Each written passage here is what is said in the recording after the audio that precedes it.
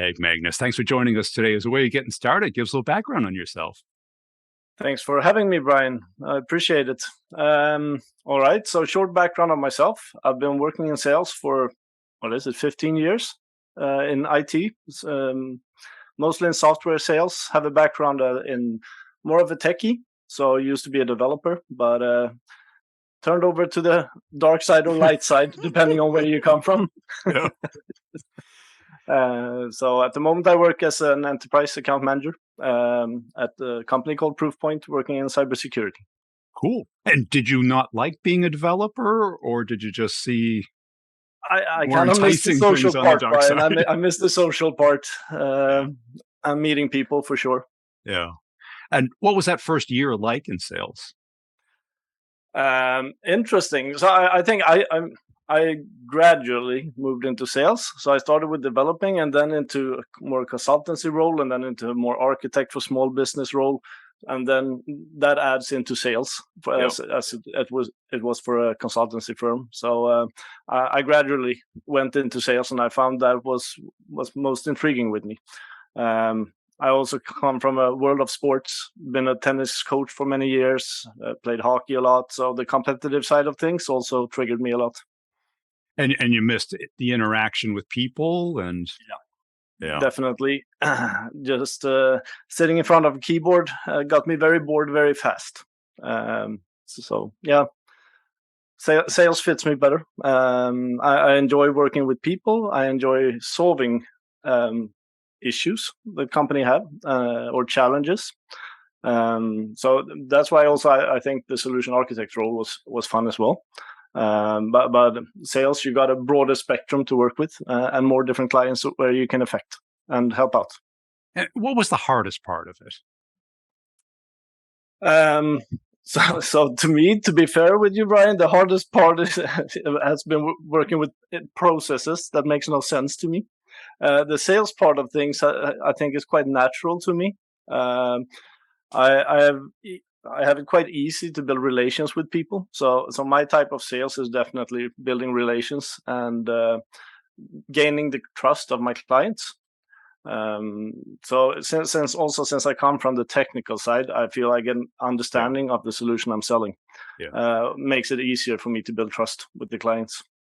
And when you say the processes, do you mean like the internal customer administration, get the order done process, or something Yeah, else?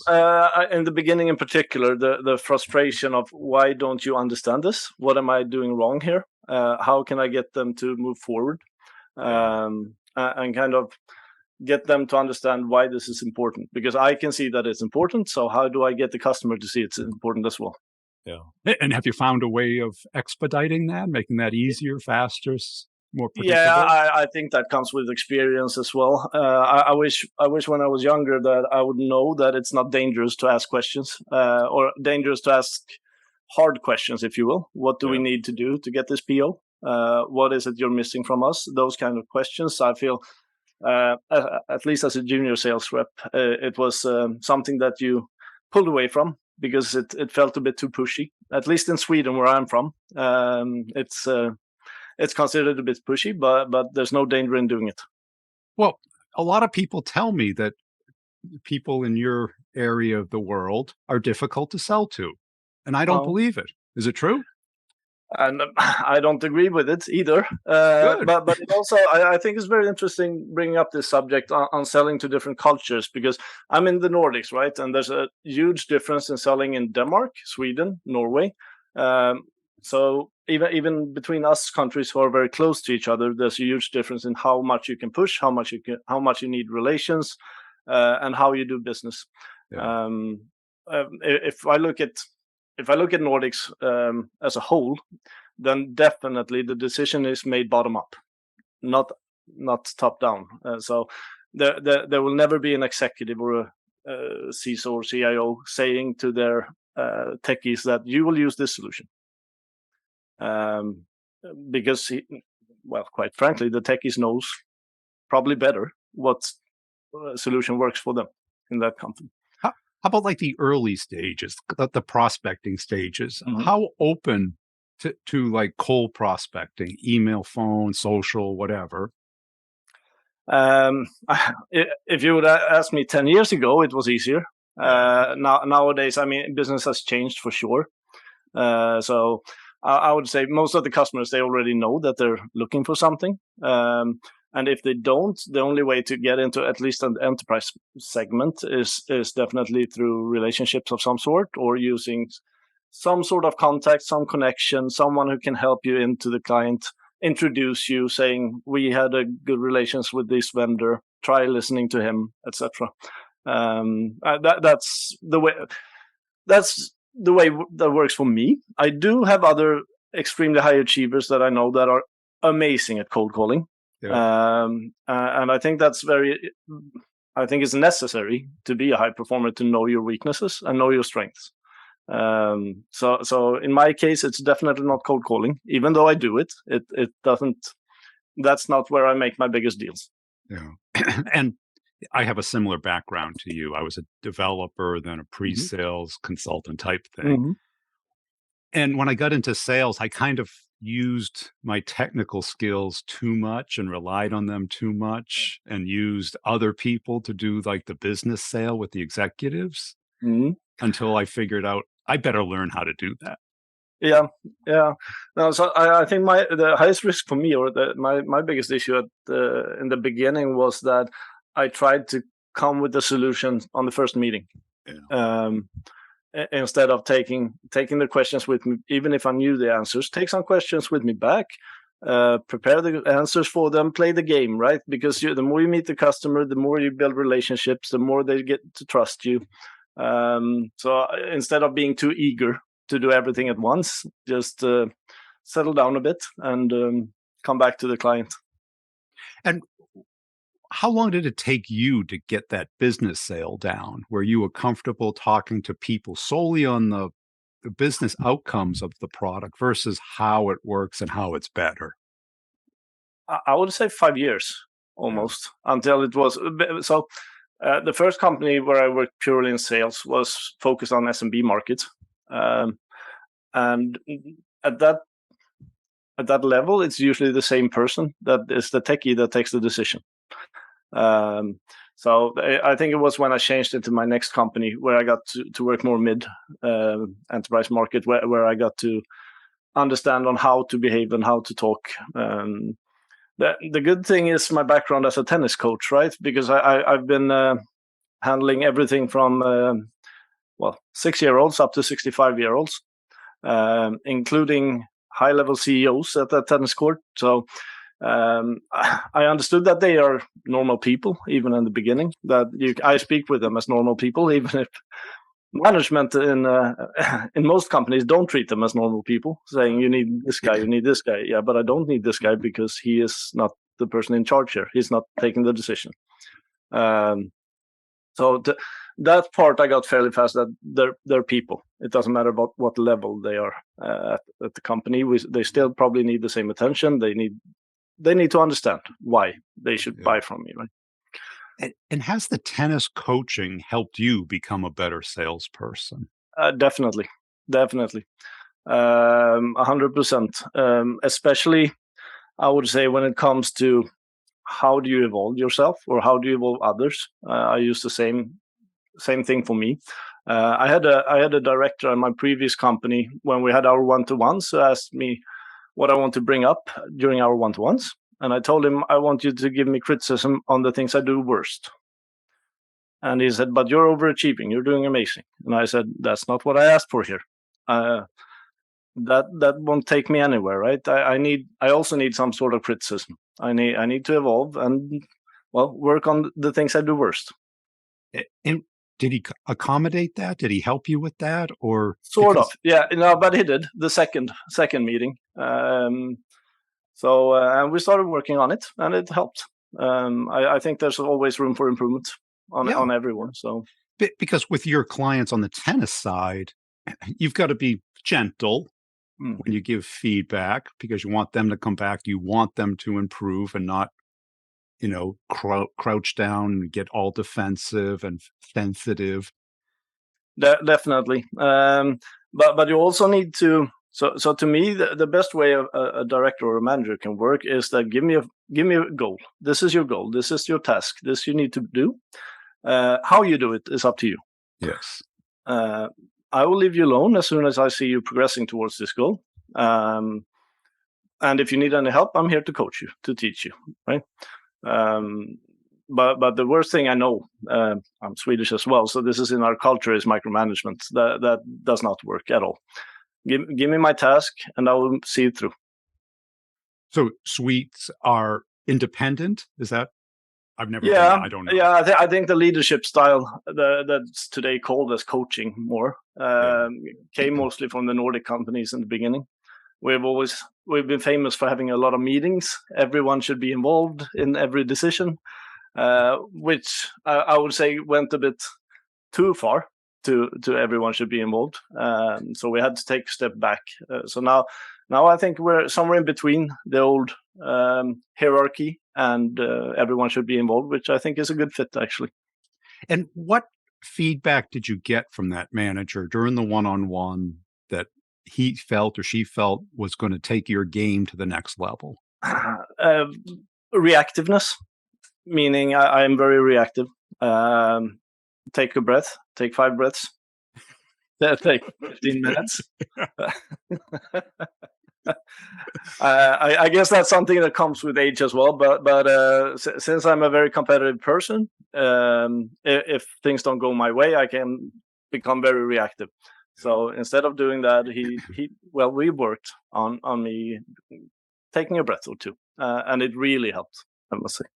Yeah. So that's just one example, Brian. Yeah, that's a good one. And what do you see with other reps that would take their game to the next level if they took that feedback? So to me, if I look at most sales reps, now just spanning on all the listeners here, I think that the most important part is to understand your weaknesses and your strengths and work on those. So if your strength is building a relationship, focus on that. Utilize your relations. If your strength is being extremely corporative, brilliant on presenting and shoving it down, why the customer needs this, use this. But while you do this, work on the other side. So I think that would be the advice I would give. Understand where you are. So how do you go about becoming better? Because I think the coaching of the tennis is a great metaphor. I use kind of what I do as well on, exercise and running and losing weight. You apply that to sales and all of a sudden it makes sense. Yeah. But definitely it's about working on yourself, right? It's what you need to do. And it's not always easy. It's not easy. It takes time, but I also think it's very important to have a good manager that can help you with this and help you see this in a constructive criticism way, not in a yelling way or putting on more tasks on you, because then it will never happen, right? So I don't think there's this is how you do it. I think every person is different on how you receive information as well and how you change your behavior. So I think it's up to each and every one to figure out what works for me. Yes. And when you're getting better, how do you kind of prepare each day? What's your routine? Do you have a system? Yes and no. So my week I prepare fairly. Now I'm divorced, so I have kids every other week. So every other week I travel. Every other week I'm at home, working from home, which I've been doing for the last 10 years. So it's not because of COVID. But I try to focus every other week. So I plan the meetings where it's far away from me. So those weeks are booked with meetings. The week I have at home, I usually take web meetings, of course, and meetings in Gothenburg during daytime. Now, how I plan when it comes to prospecting and pipeline generation is usually I try to do my pipeline generation on early mornings between 8 and 9. In Sweden, we work from 8. And because that's when people have not started their meetings yet. So they go into the first meeting at 9. So that's usually when I try to reach people and call people and, well, also send emails and stuff like that during that hour, because that's when people are looking in their inbox and they hopefully don't have 200 emails to read. Yeah. And this competitiveness, how does it manifest itself in your mindset, in your personality, and your sales style? Yeah, it's a good question. I have some examples, but definitely I need someone else to compare with. So if I don't feel I have anyone close to me, I get more lazy. But if I feel that someone else is close to my achievement, I gear up and start chunking again. But I have a good example from I started a vendor, 6 years ago, and I started in May, and I managed to do my Q3 quota, and I called my VP and I asked him, "How is your quota doing?" And he said, "No, I'm lacking 200K, Magnus, so I'm not going to make this quarter." And I said, "Well, I have a Q4 deal. I can help you pull this in. Hopefully, I will try." So I managed to pull in a 500K deal, making my year already in September. And the first week of October, I get an email from my VP saying, "Magnus, thank you so much for helping me, but now I want a smart plan of 5 points because you lack pipeline to close your Q4 quota." Let's say that triggered me, Brian, just a bit. The law of reciprocation. Mm-hmm. No, so I made a smart plan, and I said the first 4 smart plans points was never ever help your VP close their quarter again, and the last bullet was I will fix it. So I got the response back saying this is BS, Magnus, and you know it. And I said, well, it says I will fix it, so I will fix it.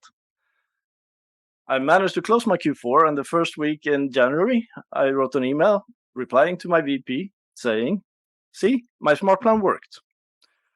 But that type of pressure triggers my competitiveness, I would say, meaning, oh my God, I helped you out. How can you do this to me? I will show you.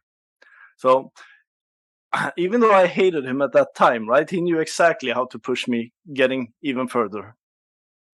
It's smart in hindsight, I guess. Mm-hmm. Or he knows you really well. I started in May. Remember this. He did not. Or maybe he's just a jerk. Yeah. I hope he hears this. He will know. And where does that come from? Because are you a middle child? No, I'm the first child. Okay. First child. Grew up without dad. So just mom and my baby brother. But I've always been very competitive. As I said, I played a lot of hockey, tennis. I won the Swedish championship in ultimate frisbee. I've been competing in basically everything you can imagine, Brian. Sailing, golf, whatever. And which drives you more, the desire to win or the fear of failure, or No, I have no fear of failure, or just the hatred of failure? No, definitely the it's winning the part. Desire, the winning. Yeah, definitely the desire of winning. But as I grow older, I also feel that I want to make a difference at the companies. I want to help the companies. So it's not only winning anymore. It's also that part which gets me frustrated when they don't understand, or there is someone sitting there taking a decision for whatever reason. You don't always win. It's as simple as that. But I when I do sales, I don't sell stuff I don't feel the customer needs. Ever. I've never done that. And I think that has to do with the name reputation as well. Meaning my old clients follow me around and they give me new clients. So I don't oversell, and I don't sell stuff I don't believe in. And you obviously must do a lot for them to have that level of trust in you. Yeah. I've been sitting at clients up until 2 a.m. on Friday nights when they've had a crash. So being there just as a support. I'm not that technical that I can fix bugs or stuff like that, but just being there as a middleman, direct line to the support, showing I care for them. And I think that takes you a long way.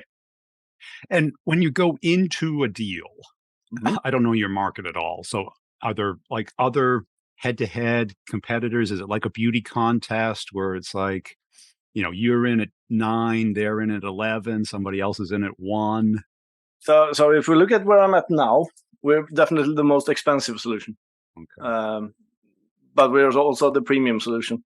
So to sell the solution I'm at, we definitely need to show the value.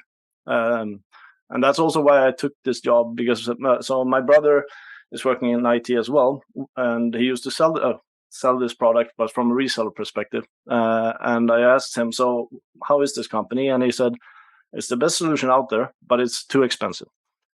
And that's when I said, perfect, I will take this one. Because then it's all about showing the value to the customers, right? And get them to understand why they should pay a premium price for something.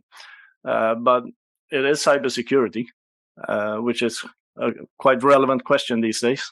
Sure. And, but have you found a particular way of showing that value that there has been?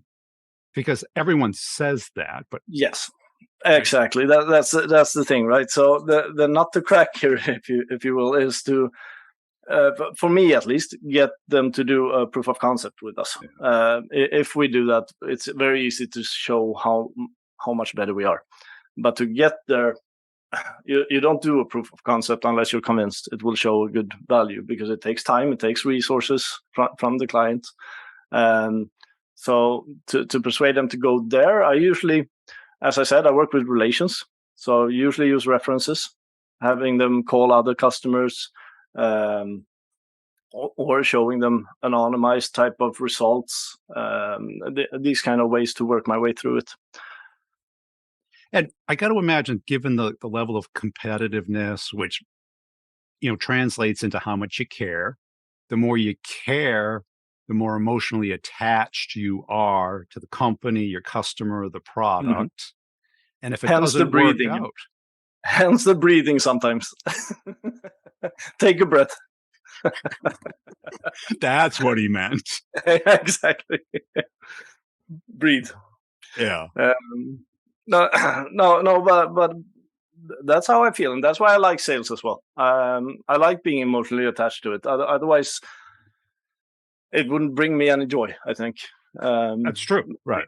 Because when you see that client, when the implementation is done, and you get that call saying this is brilliant, and you get your money, that's a double win, right? So, but how do you not take it home? How do you not have it permeate your personal life, your downtime, your healthy time, your recuperation time? I've actually had that question from several people, that how can you be so relaxed? I think it has to do with the thing we talked about earlier, that I don't fear failure. So if it happens, it happens. And I'm very good at relaxing, Brian. Okay. But how do you process the failures, though? Do you not take it personally? Do you? I used to. I don't anymore. But I remember losing a deal, what can be 5 years ago, that we worked on for 2 years, and that one hit. Because at the end it was also about people lying behind my back, or lying to me, or talking behind. Yeah. So it was a bit fishy, and that really. So to me, business is about trust. So meaning I don't lie in business, and when someone does that to me, then it hits me more than if I would lose on price or functionality or something like that. But the way it was handled, that one hurt. But that was several years ago. Yeah. And when other reps come to you, what feedback do you typically give them, or advice, or guidance, or coaching? It all depends on the person. Yeah. The same as if you have a bunch of tennis kids, or they all need different practice, right? Some are great in some ways, some are great in others. I would say working for a US company is a bit different than working for a Swedish company. I've been working for US companies now for, 8 years at least. And there, the advice I give most people who isn't used to it is when you get comments from above, let it rinse off you. Don't take it personally. Just leave it and do your work. Because there's a lot of, to me, it's like how should I put this in English? A rep that doesn't perform gets given more tasks, meaning he gets less time to sell. And that to me is out of this world crazy. Instead of going to that rep, helping him out, saying, let's do this together, let's focus this way and try this. Not that you need to update your Salesforce or forecast 3 times a day, because that doesn't help anyone. Right. In my opinion. It does. No, it's evidence of work, not work. Exactly. My point, right? So stop taking time for things that don't generate more money. And what, given that you probably worked for companies in different locations, what are some of the differences for people who haven't worked for companies outside their own country? So I worked for a US company, as I said. I worked for a Russian company and also Swedish companies. Swedish companies are, well, as I said, Nordics. Everyone is in on every decision and barely uses a CRM, I was going to say. But it's more easygoing, definitely. US companies are, well, hierarchy, which I don't understand. I don't use it. So if I need an approval from someone, I go straight to that person, which has gotten me into trouble a couple of times. Yeah, but I still do it because it saves me time. And I mean, working as a Russian company was quite interesting, I would say, because they have a more European view on how to do business. And it's not as you need to be one individual. We work more in teams on their quotas. So we had one inside in Russia, one field in Sweden, for example, and a techie or a system engineer working towards the same quota. Meaning that was actually extremely helpful because it saved so much time when you're out on the roads. You had someone on the inside who could help you out and fill in the CRM sometimes, send an email or an update after a meeting. You would just call and they would help you do this. Also driving their own opportunities, of course. So it was, I think that was a very interesting way of doing it. Instead of working purely individually, you were a team working towards a quota. So, you know, in tennis, there's little skills that, you know, in aggregate turn into your game. What is your strongest skill as an enterprise salesperson? Definitely building trust and building relationships, widening my contacts within customers as well. I actually hosted a session on this year's kickoff on how to expand your network within clients. Because it might be that you feel that this guy is your best friend. He says he holds the quota. Everything is fine. The decision has been made. And then comes another department and saying, no, we're buying this. It has happened more than once. So to me, it's very important to know all the stakeholders in every department. Is there anyone against me? I don't have to necessarily turn everyone into champions, but I need to make sure that there's not one person here who hates my solution, right? Then I just need to get them to accept my solution. So, do you have a particular way of building trust in these relationships? Because it requires proactive action. They don't come to you. No. I would say I usually start building a champion. That's the first step, getting one person to really like me. And then asking him to introduce me internally. Because if you have a solution, it affects so many people in different departments. So instead of having him doing my work, I ask him, can I do your work for you? Meaning, I will help you present this for this person and this person and this person. And usually they're very helpful. And if they don't, I ask, can you at least give me their number so I can give them a call? And I call that person and I say, I spoke with that guy in that department and I understand you're in charge of this. Can we have a short, brief meeting? Cool. And again, there's no, this is how you do it. It all depends on the company, how it feels. I don't have a perfect solution for this. Yeah. That needs to be done, and people typically don't do it until the deal goes south. Exactly. That's the point, right? You need to do it immediately. And to me, there's not one contact is not necessary, meaning, no, he's not that level. I don't care. I want to talk to him as well. Yeah. I think that's important to expand the network within the clients. Great. Hey, I really appreciate your time today. Where can people go to connect and follow you? People can go to LinkedIn to connect to me. That's the only social media I'm using. So I'm out of all the others. Yeah. But they can go to Magnus Eliasson at Proofpoint on LinkedIn, and they will find me there.